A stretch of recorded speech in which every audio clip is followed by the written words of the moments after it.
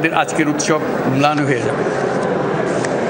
প্রচণ্ড নিষ্ঠুর পতিত স্বৈরাচারী সরকার এসব প্রতিষ্ঠানকে দিয়ে ক্ষমতা কুক্ষিগত করে রেখেছিল।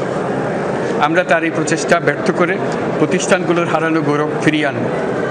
এই ঘৃণ্য চেষ্টায় ব্যবহৃত হয়ে যারা অপরাধ সংগঠিত করেছে তাদেরকে আইনানুগ বিচারের মাধ্যমে শীঘ্রই উপযুক্ত শাস্তি দেওয়া হবে। একই কথা দেশের সকল মন্ত্রণালয়, সংস্থা, শিক্ষা প্রতিষ্ঠান, নানা কর্মক্ষেত্রের জন্য প্রযোজ্য। সর্বত্র অপরাধীর বিচার হবে। আজ প্রত্যেকটি প্রতিষ্ঠান ও তার সদস্যরা নিজ নিজ কর্তব্য পালন করার মাধ্যমে দ্বিতীয় স্বাধীনতাকে উপভোগ করবেন, দেশকে গৌরবের শীর্ষে নিয়ে যাবেন এবং দেশবাসীকে এবং জগৎবাসীকে উপভোগ করার সুযোগ করে দেবেন।